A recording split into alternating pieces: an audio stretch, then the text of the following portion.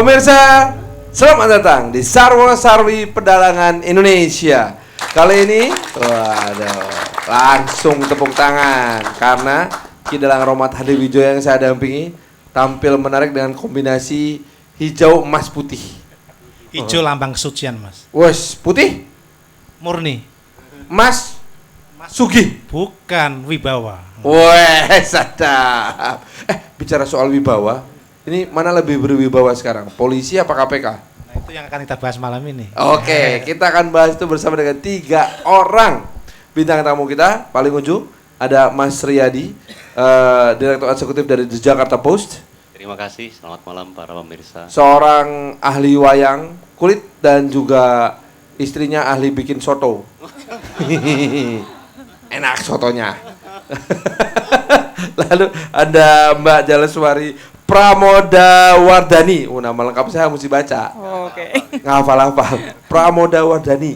Ya, tapi panggilannya Mbak Dani. Ya. Beliau ini adalah peneliti di LIPI. Lembaga Ilmu Pengetahuan Indonesia, Ya. di LIPI ya, Ya. peneliti kemasyarakatan budaya. Selamat datang Ya, Mbak Dani. selamat malam. Terima kasih Terima Mas kasih Farhan. ada di sini.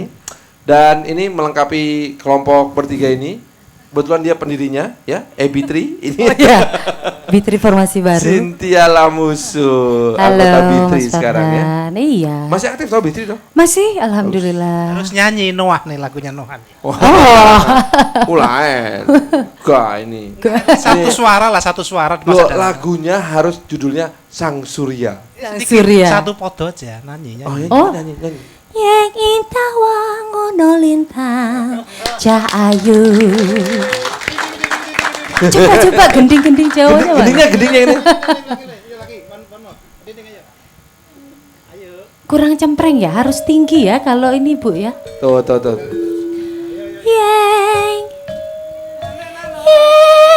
aduh tinggi sekali.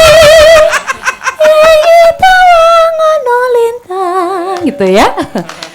Cukup ya, nanti Cukup. pulangnya.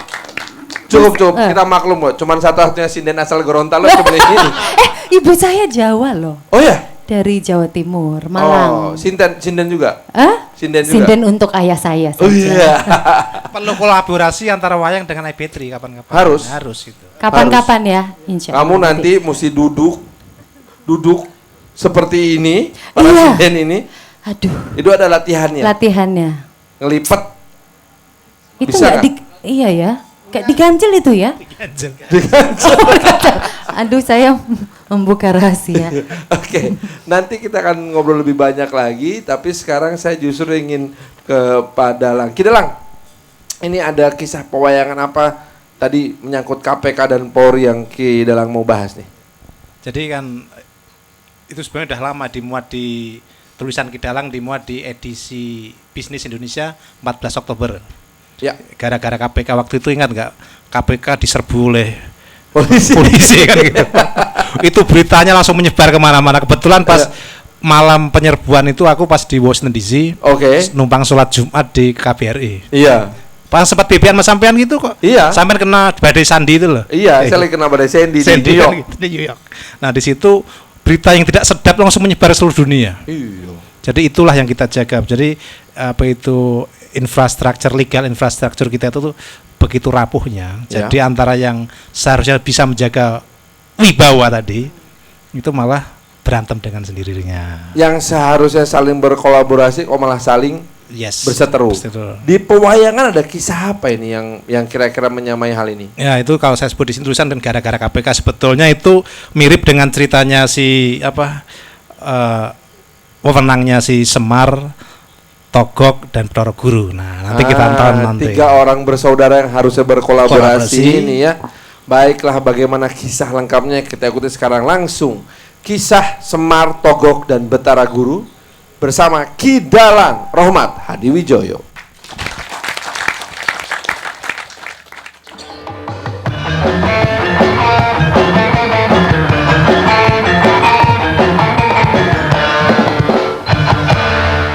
Terima kasih, Pak. 1 tiket ke Solo, Mbak. Ini uangnya. Iya. Maaf, uang Ibu diragukan keasliannya. Hah? Walah, bagaimana ini? Itu uang hasil dagangan saya. Lain kali kalau terima uang, ingat 3D. Dilihat, terdapat benang pengaman. Di sudut kanan bawah terdapat logo BI yang dapat berubah warna bila dilihat dari arah tertentu. Di raba, pada setiap uang terdapat angka nominal, huruf, dan gambar utama terasa kasar bila diraba. Di terawang, ada tanda air berupa gambar pahlawan. Ada gambar saling isi yang membentuk logo BI. 1 tiket ke Lampung, uangku pasti asli. Tiap terima uang ku periksa keasliannya dengan 3D. Iya, tapi uang juga harus disimpan dan diperlakukan dengan baik. Dengan tidak melipat, mencoret dan menstaplesnya. Cintailah uang rupiah, perlakukan secara baik dan benar. Ingat 3D. Dilihat, diraba, diterawang. Pesan ini disampaikan oleh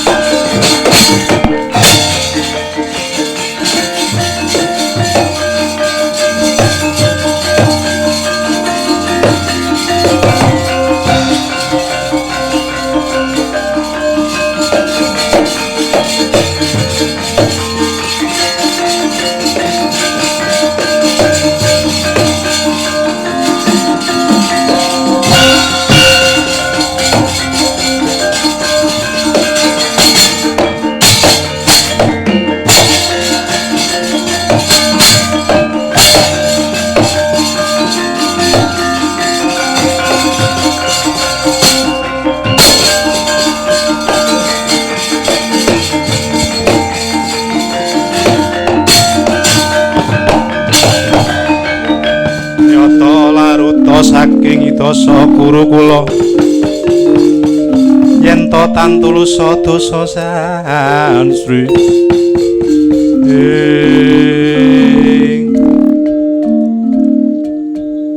Yayi Semoyo apa Kakang Antogo nalika semono awake dhewe nglakoni perintahe Kanjeng Rama tapa 40 taun ana tepis wiringing Gunung Jamurdipa wis lulus raharja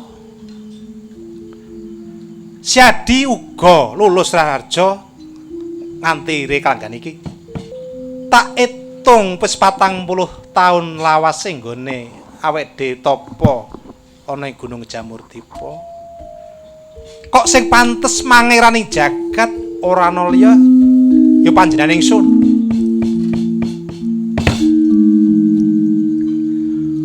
kaya wani dilat wesi gligen Kakang Antogo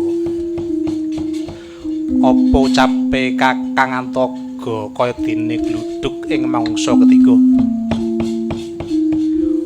urung ana bukti nyatane karmu ayo ora usah kakean bacot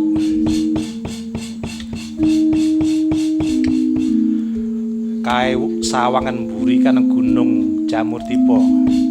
Sapa sing klakon nguntal Gunung Jamurdipa lan iso ngetokake meneh ya kuwi kang bakal sembodo kratone mangerani jagat ing Triloka. Bagus. Yen kaya mengkono kang dadi kekarapanmu, sawangan kaya ngapa wujuding Gunung Jamurdipa?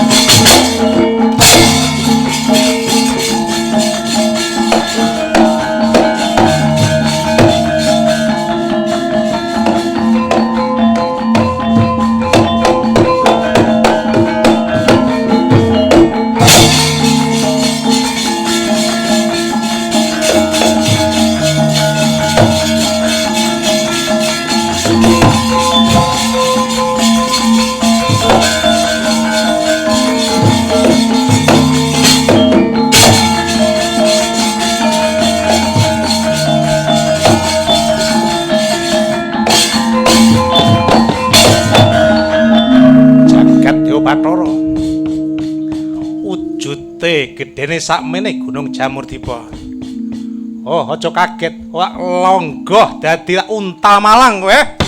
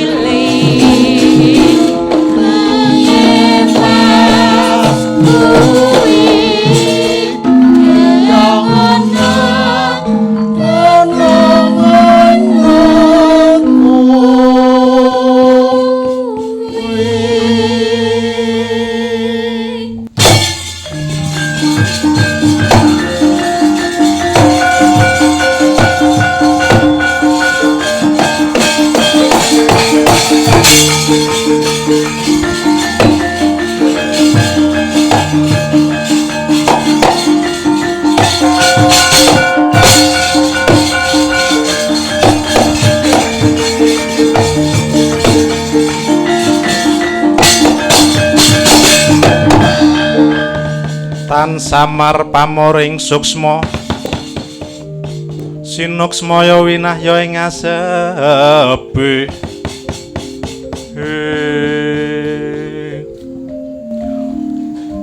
mula kena kanggo pengilon wong kuwi aja sok sumbar pakelabar, aja sok kementhus tak dadi tikus.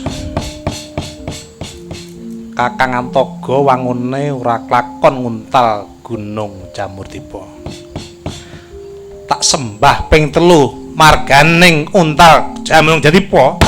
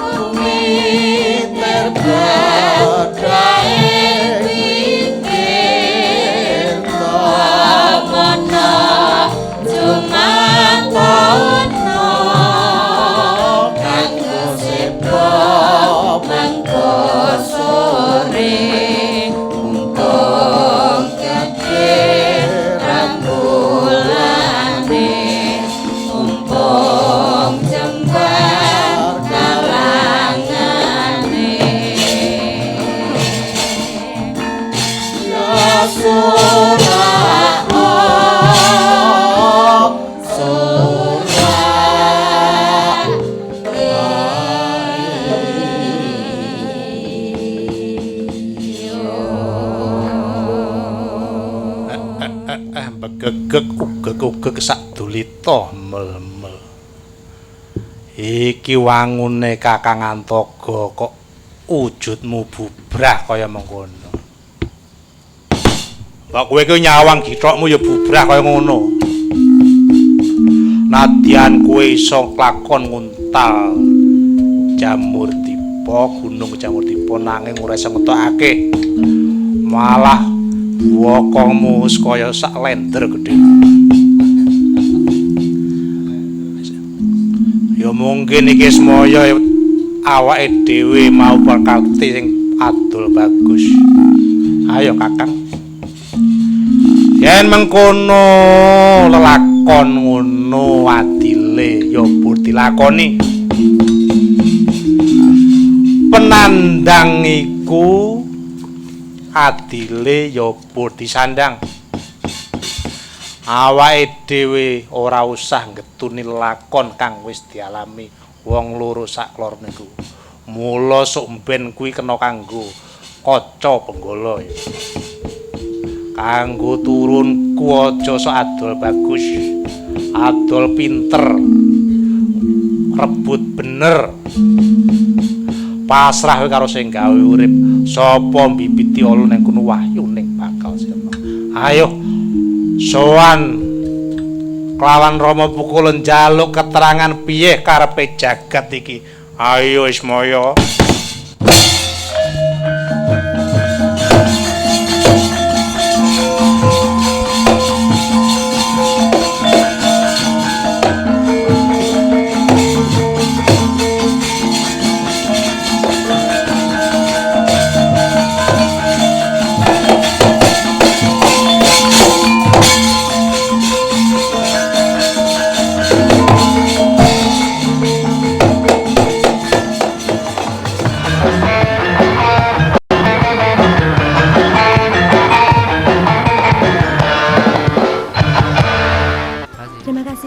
Satu tiket ke Solo, Mbak. Ini uangnya. Iya. Maaf, uang ibu diragukan keasliannya. Hah? Walah, bagaimana ini? Itu uang hasil dagangan saya. Lain kali kalau terima uang, ingat 3D. Dilihat, terdapat benang pengaman. Di sudut kanan bawah terdapat logo BI yang dapat berubah warna bila dilihat dari arah tertentu. Diraba, pada setiap uang terdapat angka nominal, huruf, dan gambar utama terasa kasar bila diraba. Di terawang, ada tanda air berupa gambar pahlawan. Ada gambar saling isi yang membentuk logo BI. Satu tiket ke Lampung, uangku pasti asli. Tiap terima uang ku periksa keasliannya dengan 3D. Iya, tapi uang juga harus disimpan dan diperlakukan dengan baik, dengan tidak melipat, mencoret dan mensteplesnya. Cintailah uang rupiah, perlakukan secara baik dan benar. Ingat 3D. Dilihat, diraba, diterawang. Pesan ini disampaikan oleh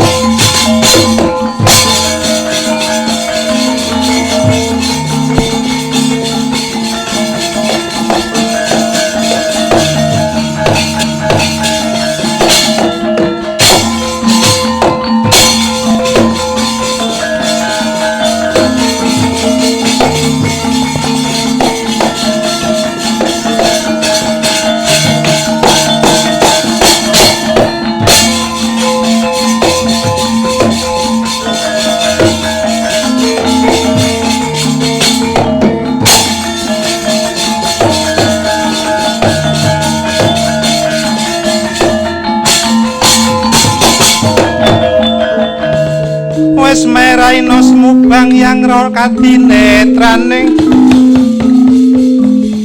anggo raposataning kukila wong rengkani kara sageter apa togeng ayam wana pepetokeng ayam wana wis meh bangun gagat raino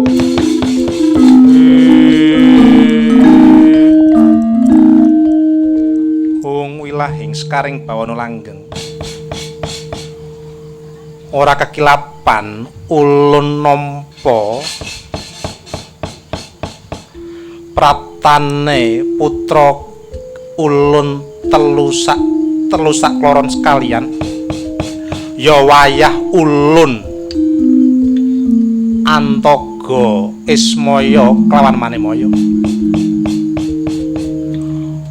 Purwa Madya lan Wasana ulun wis mangerteni apa kang dadi goreh lan kisruh ati kita kabeh ya mung wae ulun bakal cerita nalika kowe sak telune pisan ijeh awujud tigan ya endhog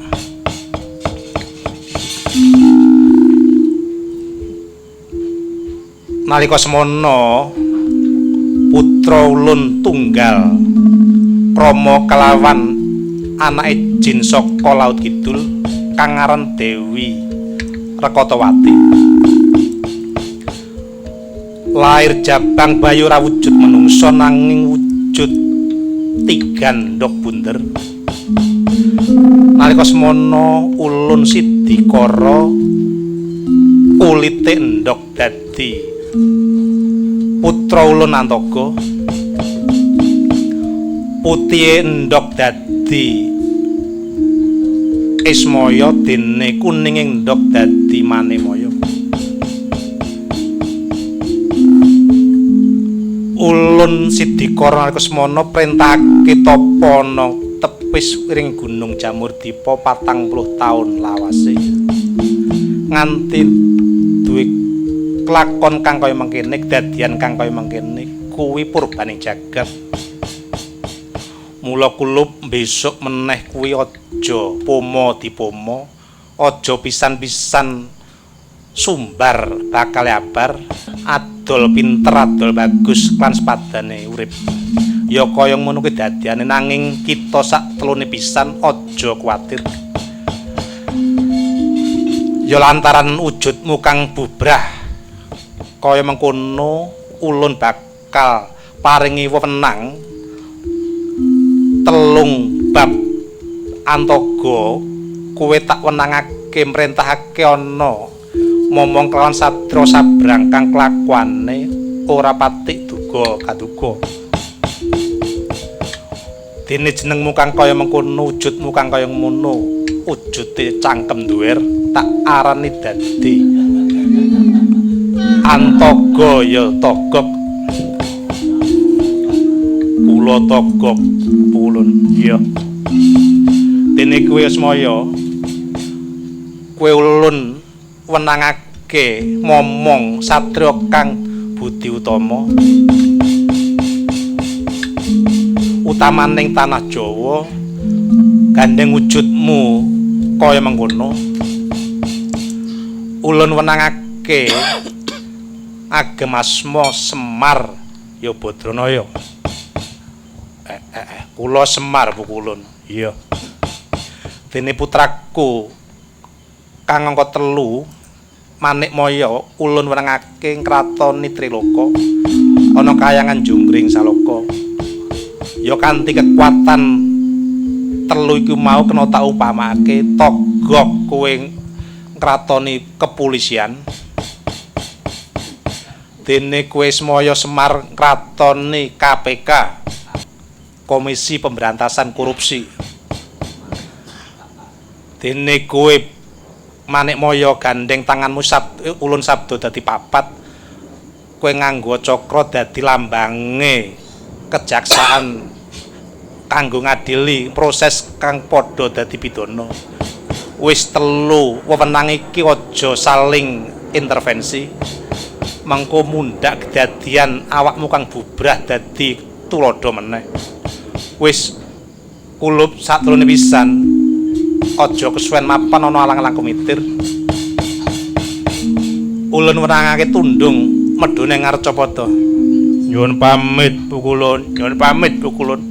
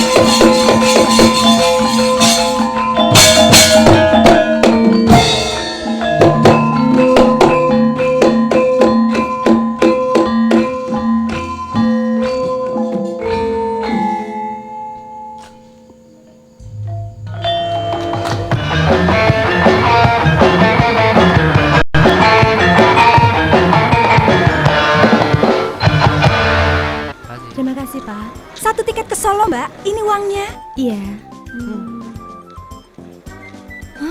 Maaf, uang ibu diragukan keasliannya. Walah, bagaimana ini? Itu uang hasil dagangan saya. Lain kali kalau terima uang, ingat 3D.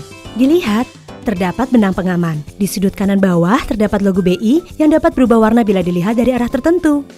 Diraba, pada setiap uang terdapat angka nominal, huruf, dan gambar utama terasa kasar bila diraba. Di terawang, ada tanda air berupa gambar pahlawan. Ada gambar saling isi yang membentuk logo BI. Satu tiket ke Lampung, uangku pasti asli. Tiap terima uang ku periksa keasliannya dengan 3D. Iya, tapi uang juga harus disimpan dan diperlakukan dengan baik, dengan tidak melipat, mencoret dan mensteplesnya. Cintailah uang rupiah, perlakukan secara baik dan benar. Ingat 3D. Dilihat, diraba, diterawang. Pesan ini disampaikan oleh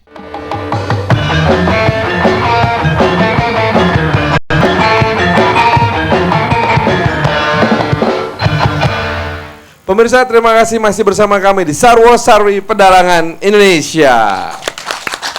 Nah, kalau ada yang sempat bertanya, kok pedalangan Indonesia? Loh iya, kalau pedalangan yang ada di sini sekarang malam ini memang pedalangan yang membahas tentang hal-hal yang aktual di Indonesia. Itu kehebatannya Kidang Romat Hadiwijoyo yang kicauannya bisa kita ikuti di account Twitter @rhadiwijoyo. Kidalang, soal kicauan kisah, cuplikan kisah pewayangan antara Betara Guru, Semar, dan Togok. Ini apa sebetulnya intisari dan apa hubungannya dengan KPK dan Polri ini? Jadi sebetulnya itu kan Betara Guru, Togok, dan Semar itu sebenarnya tiga bersaudara. Kalau dalam sejarah lahirnya itu dari telur, sebutir telur. Itu telur itu masuk akal secara biologi, bukan karena di sabdo dari telur, bukan. Istrinya Sang Hyang Wenang itu dewa kecil sendiri ini.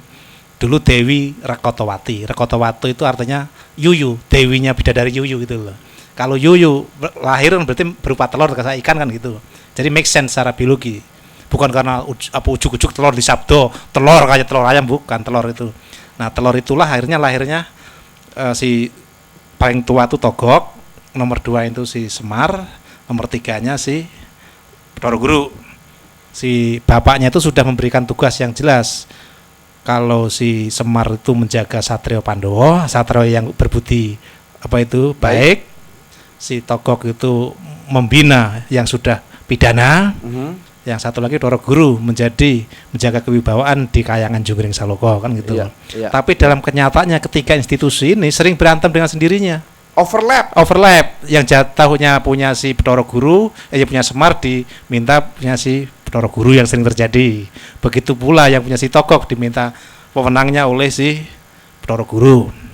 Jadi ada kepentingan-kepentingan tersembunyi kayaknya dari para mereka yang berkepentingan ini ya. Dan tidak tegasnya itu melaksanakan peraturan itu tadi itu masih gray area gitu loh. Nah, di situ. Di situ. Coba saya pengen nanya pada Mbak Dani. Mbak Dani, gray area ini realita ya? Iya. Padahal kita sih pengennya semuanya hitam putih aja loh. Iya.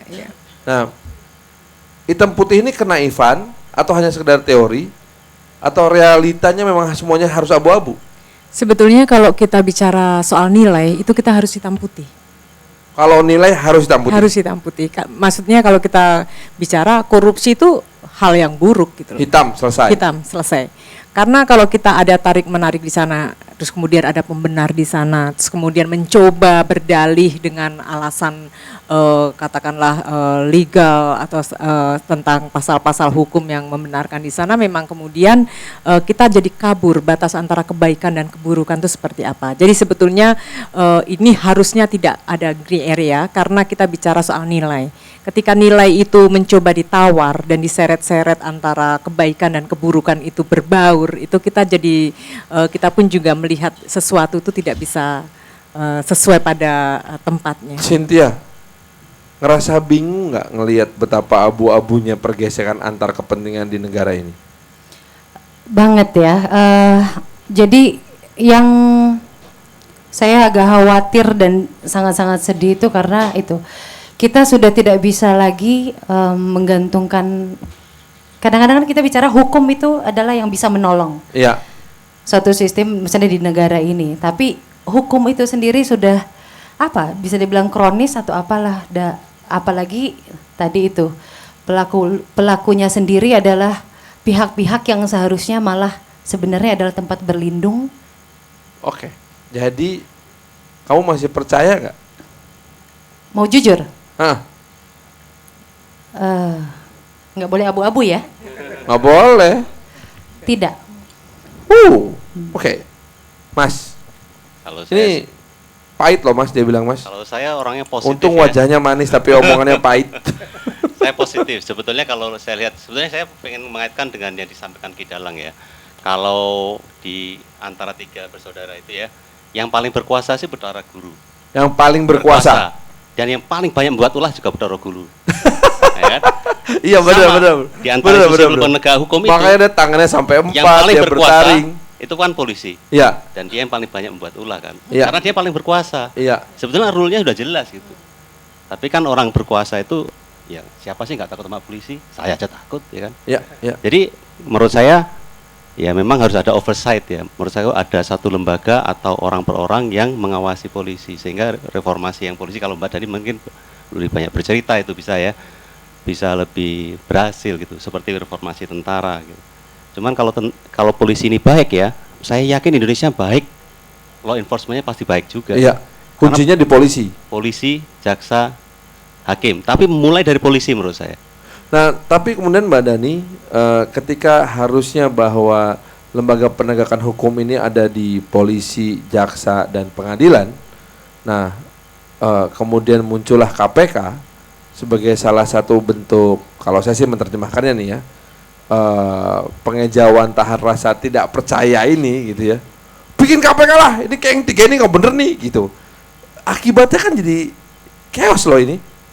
Saya sih merasakan sebuah chaotic situation nih. Bagaimana Mbak Dani? Ya, sebetulnya tadi sudah dikatakan oleh Mas Riyadi ya bahwa kejaksaan, kehakiman, kepolisian, bahkan KPK itu kan sebetulnya tugasnya atau perannya itu kan menegakkan hukum. Artinya agar segala macam aturan berkehidupan di negara ini tuh sesuai dengan tempatnya, benar dan pener. Kalau misalkan bahasa Jawa. Benar dan pener. Ya. Pener ini apa? Nggak semua orang Indonesia ngerti. Kalau biasanya orang Jawa itu bicara nggak semuanya orang nggak semuanya yang benar itu pener. Pener tuh kalau nggak salah tepat gitu ya, lebih tepat, pas gitu ya. Proper. Ya, semacam itu. Nah, ketika ketiga institusi ini atau katakanlah dalam konteks ini kepolisian dianggap tidak bisa melaksanakan tugasnya dan mungkin kita agak sedikit mengingat bahwa Lord Acton sendiri mengatakan bahwa kekuasaan itu cenderung korup gitu ya, dan kekuasaan yang korup itu juga akan melahirkan kita tahu sendiri korupsi yang absolut. Korupsi yang absolut. Nah, dalam konteks ini saya pikir kehadiran KPK ini adalah kan juga sementara. Artinya ketika dianggap 3 institusi ini belum dapat secara optimal melakukan pekerjaannya, apalagi kita tahu bahwa segala sesuatu yang memiliki kewenangan, otoritas itu gampang sekali terpleset untuk penggunaan kesewenang-wenangan maupun penyalahgunaan seperti katakanlah dalam hal ini korupsi. Jadi ketika KPK hadir itu ada semacam harapan yang disampirkan di sana. KPK terlepas dari segala kekurangan yang ada, dia adalah masih dipercayai oleh sebagian masyarakat bahwa ini bisa sebagai jawaban sementara dari korupsi kita yang akut. Kalau begitu saya ingin beralih ke Mbak Cynthia nih ya, bicara soal 3 lembaga dan KPK. Saya sih yakinnya pasti lebih percaya KPK daripada 3 yang lain kan? Iya. Nah, cuman gini, apakah KPK perlu dipertahankan sampai nanti jadi ada 4 nih lembaga penegak hukum di Indonesia, atau tetap kita kembali ke 3 aja? Ini sih pendapat umum aja. Justru itu kan KPK hadir kan kayak ibaratnya di padang sahara ada oase baru gitu ya, harapan baru, badan independen yang dibentuk di luar si instansi pemerintah kan. Iya. KPK itu tidak lagi tidak bisa terintimidasi oleh kekuasaan apapun. Jadi Anda masih harapan KPK jalan terus? Betul, dan tetap independen sesuai tujuan awalnya. Tantangan berikutnya adalah bagaimana ketiga lembaga hukum yang sudah ada ini plus KPK bisa sama-sama nggak cuman independen, tapi juga saling membantu, bukan saling rebutan lahan. Ya kan? Karena sudah bukan rahasia lagi juga bahwa KPK dijadikan oleh beberapa orang sebagai batu loncatan untuk menggapai posisi politik yang lebih tinggi. Coba nanti kita bahas setelah jeda berikut ini. Jangan kemana-mana, masih di Sarwo Sarwi Pedalangan Indonesia.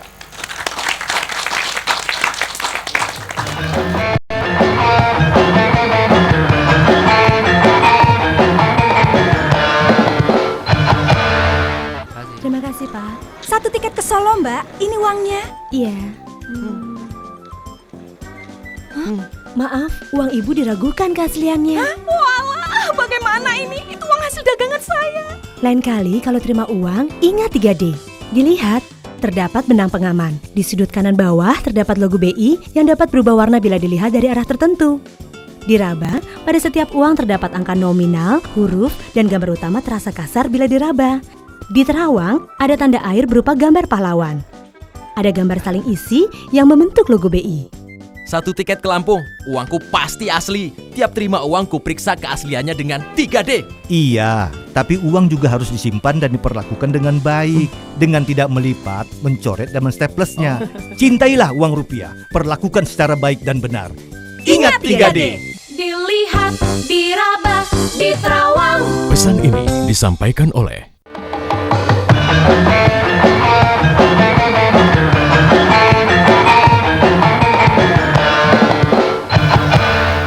Pemirsa, terima kasih masih bersama Sarwo Sarwi Pedalangan Indonesia. Kita masih berbicara soal KPK dan hubungannya dengan 3 lembaga hukum yang lain ya. Kidalang, KPK ini pernah dikritik dengan memiliki kekuatan yang sangat besar sampai disebut sebagai super body gitu ya. Nah, tentu kita harapkan juga hasilnya super. So far sih lumayan super lah. Pertanyaannya gini, bagaimana cara menjaga supaya si KPK ini tetap bersih? Karena kita tahu juga KPK ya jadi ajang juga toh gitu. Gimana Kidalang? Enggak, kembalikan ke undang-undang lahirnya yang membidani. Melahirkan KPK. KPK kan berdasarkan undang-undang, bukan ujuk-ujuk datang seperti harus dibentuk kan gitu. Iya, Jadi karena euforia reformasi tadi. Jadi kita harus undang-undang sendiri tujuan didirikannya KPK itu harus ditegakkan satu. Terus yang kedua, dalam pelaksanaannya walaupun KPK itu super body, itu kan masyarakat sebagai end user lah istilahnya yang mengharapkan oasis, kata Mbak Cynthia tadi, itu juga dikawal, jangan lepas kendali, ntar oasisnya diambil orang siapa, kan nggak ngerti juga kan gitu. Buktinya seperti ini. Dulu itu si Semar tuh gantengnya seperti ini, bisa bayangkan gitu. Begitu dia terinversi dan kepentingannya ini keserakahannya berubah menjadi seperti ini kan gitu. Iya. Perutnya gendut kan gitu. Begitu pula ini juga kakaknya. Saya juga dulu waktu ABG selangsing itu loh. Sekarang aja kayak Semar. Nah, ini juga gitu. Ini dulu waktu mudanya Togoknya seperti ini gantengnya kan. Kinyis tapi gondrong belakang. Itu pakai kuncir ini. Pakai kuncir. Begitu dia terinversi dan makan suap kemana-mana, batu seperti ini. Iya. Ini sebetulnya kan perlambang wayang itu kan pewayangannya kan ya.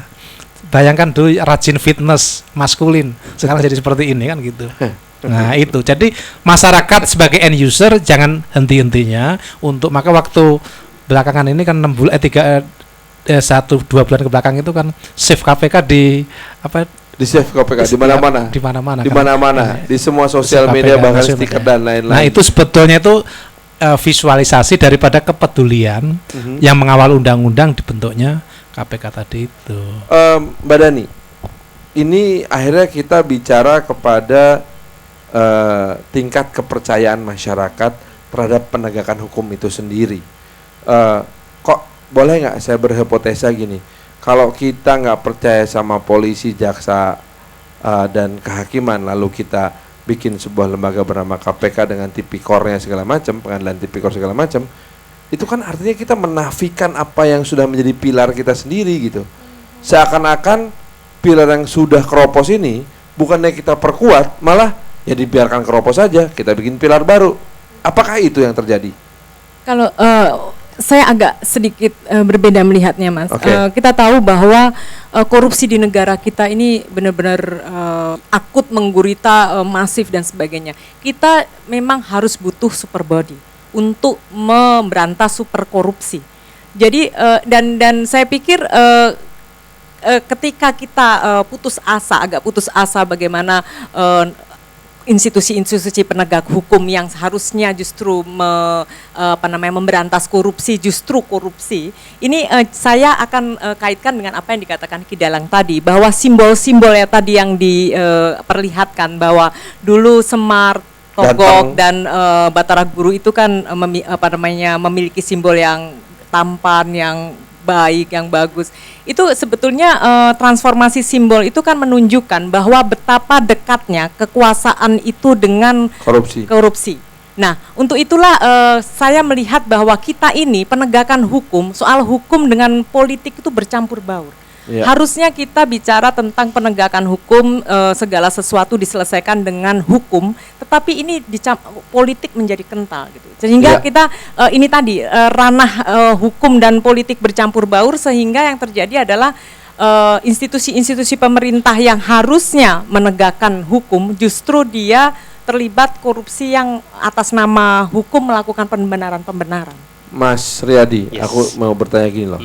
Aku tuh ngebayangin antara polisi, jaksa, kehakiman, dan KPK itu kayak 4 roda mobil yang supaya jalan mobil yang ngebut itu mesti spurring balancing. Ada alignment dalam manajemen namanya. Itu kira-kira bagaimana cara alignmentnya dan siapa tukang spurring balancingnya ini? Menurut saya itu di proses politik. Biasanya kalau di Indonesia yang mengatur suatu lembaga-lembaga tinggi negara itu kan di DPR ya. Iya. Seharusnya mereka yang membenarin gitu, yang spurring balancing. Iya. Tapi saya nyambung ya Mbak Cynthia ya. Menurut saya memang betul KPK itu perlu dipertahankan. Supaya yang tadi 4 roda itu ada semua daripada 3 roda, mendingan roda dong. Lebih stable yang 4 kan? Dan kalau dari pengalaman negara lain ya, Hong Kong tuh anti korupsinya itu sudah sejak tahun 60-an 70-an ya. Sampai sekarang dipertahankan lebih untuk prevention. Saya mau cerita, ada satu sahabat saya ya, dia itu auditor di satu lembaga ya. Dia di-hire oleh KPK. KPK itu lumayan strategis, meng-hire beberapa auditor untuk prevention. Dikasih jaket KPK, dikasih pengenal KPK. Begitu datang ke lembaga, kemudian dia mengaudit ya. Terus diketahui ada penyimpangan, tapi nggak ditindak, tapi dikasih tahu Anda melakukan penyimpangan ini. Anda harus perbaiki di sitor ini. Terus Anda apa? Saya dari KPK, langsung dilaksanakan. Jadi efek itu ada menurut saya. Enforcement secara psikologisnya ada. Bahwa dia dari KPK aja dilaksanakan. Iya benar. Nah. Saya pernah diwawancara KPK keringat dingin loh saya. Gara-gara salah ngomong di Bandung tuh diwawancara KPK. Waduh, saya keringet dingin itu. Nah, Mbak Cynthia, kalau begitu melihat bahwa ternyata perannya begitu strategis ya lembaga pemberantasan korupsi ini. Kalau menurut kamu sendiri, separah apa sih korupsi yang kamu rasain? Itu tadi kayak hal-hal apa aja kalau lihat dari kronisnya, dilihat dari kamu bisa lihat dari kronis dari mana aja misalnya?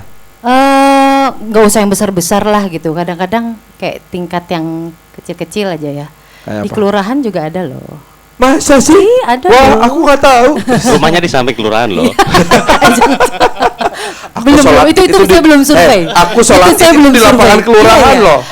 Terus? Ya, jadi kembali lagi mungkin kalau saya bilang kronis itu, saya sangat tidak mau mengucapkan bahwa ini jadi seperti budaya yang memalukan, gitu ya. Betul. Tapi mau tidak mau memang kita harus terima kenyataan bahwa kok ini jadi kayak seperti kebiasaan gitu ya, yang mungkin dari kecil dan memang kembali lagi harus ke hati gitu. Jadi memang mau kita bicara penegakannya seperti apa, sistemnya atau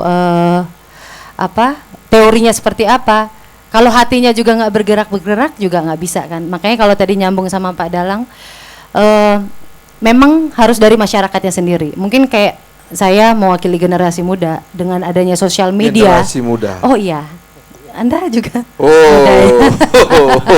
Setengah muda. Iya. Ya.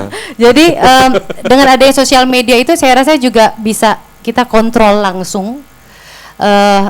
Apapun kita positifnya adalah kita bisa bicara secara gamblang, lantang, tentu dengan yang bertanggung jawab ya.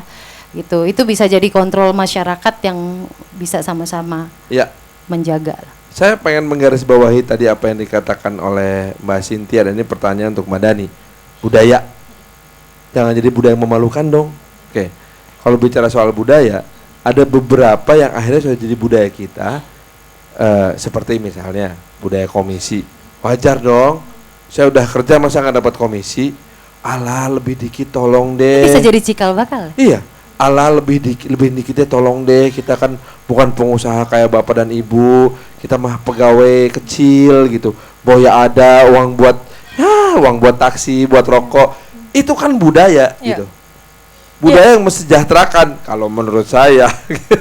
Nah, kalau memang sudah menjadi budaya, bagaimana pendekatan budaya yang lain? Bentuk apa yang bisa menghilangkan itu semua? Ya, salah satu hal yang mungkin perlu kita ini juga Mas, akui juga bahwa sebetulnya polisi atau dan beberapa institusi pemerintahan yang seperti ini, yang korup ini, itu kan hadir dan lahir dalam bukan dalam ruang hampa. Dia dalam masyarakatnya yang sebetulnya juga permisif terhadap korupsi itu sendiri. Seperti yang disebutkan oleh Mbak Cynthia tadi. Kemudian pemilu kada. Semua pengamat selalu bilang bagaimana biaya murah, tapi ini susah. Karena apa? Karena masyarakat ini sudah terlanjur permisif terhadap pokoknya pemilu kada, apapun itu tingkat daerah maupun nasional. Ini pasti pesta rakyat. Pesta rakyat itu kemudian didefinisikan, diterjemahkan sebagai bahwa itu bagi-bagi uang. Sehingga tidak usah heran ketika untuk pemilu Jawa Barat saja mungkin satu partai itu butuh 14 M hanya untuk saksi 2 orang dari 100 sekian ribu TPS untuk ini. Nah ini kan karena sudah terbiasa. Nah masyarakat pun sebetulnya penting juga untuk disosialisasikan nilai-nilai anti korupsi ini. Masalahnya adalah ini juga harus ada satunya kata dan perbuatan dari yang di pucuk pimpinan ini gitu loh. Di semua level itu harus ada semacam kesadaran. Nah kesadaran ini kan harusnya ditegakkan secara hukum. Masalahnya hukum kemudian dipakai untuk pembenaran-pembenaran yang sifatnya politis. Ini Ki Dalang berbeda dengan asal usulnya Semar Togok dan Betara Guru ini. Kan Anda bilang tadi ini berasal dari telur yuyu. Dah jelas pokoknya gitu. Bukan sekedar telur, terus begitu lagi kita nanya telur dulu apa orang dulu gitu kan. Tapi kalau bicara masalah budaya korupsi ini kan kita jadi berputar nih. Kita todong ke pelakunya, habis masyarakatnya begitu. Todong ke masyarakatnya, lah habis pemimpinnya begitu. Wah terus muter-muter. This is a vicious cycle, lingkaran setan. Di mana kita bisa memotongnya ini? Jadi tadi saya koreksi, kalau korupsi itu bukan budaya ya. Korupsi itu adalah perilaku dari oknum gitu. Budaya itu adalah suatu angan-angan keindahan, itu budaya. Jadi kalau budaya malu ya, karena kalau tidak indah dia akan malu. Kalau melakukan korupsi itu kan malu itu seharusnya. Yang membedakan perasaan malu dan tidak itu kan cuma binatang itu. Binatang nggak punya malu, dia mau ngembat. Hanya punya insting. Hanya punya insting tapi nggak punya malu. Dia nggak bisa membedakan itu budenya atau nggak punya dia. Kan buktinya Donald Duck pakai baju nggak pakai celana. Nah. Jadi yang tidak tahu malu melakukan pergerakan yang tidak terpuji, ya itu tadi nggak beda jauh dengan yang punya insting tadi kan gitu. Tapi budaya itu budaya malu tadi. Tapi kalau korupsinya adalah perilaku, bukan budaya, Mas. Saya kira ini satu hal yang menarik. Apa yang dikatakan oleh Ki Dalang tadi menyimpulkan obrolan kita pada malam hari ini bahwa korupsi bukanlah budaya. Korupsi adalah perilaku yang menyimpang dari budaya keindahan tersebut. Mari kita kembangkan budaya keindahan untuk menghancurkan perilaku yang merusak keindahan itu.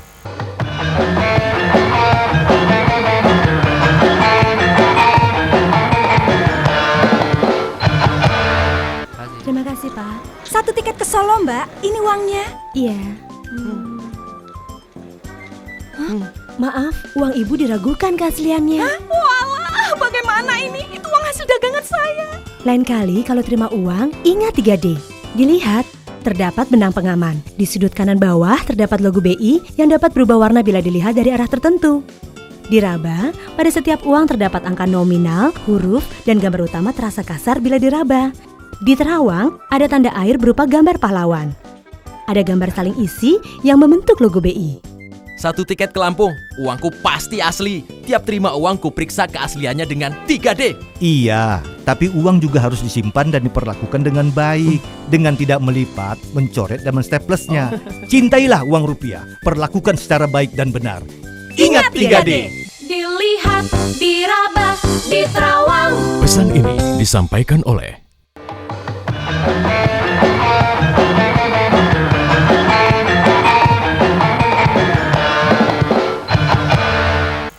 Terima kasih Mas Riyadi, Mbak Dani, Mbak Cynthia. Salam untuk sang surya yang belum tenggelam. Juga Kidalang, tos jarak jauh. Oke. Sampai jumpa lagi di lain kesempatan di episode mendatang dari Sarwo Sarwi Pedalangan Indonesia. Sampai jumpa.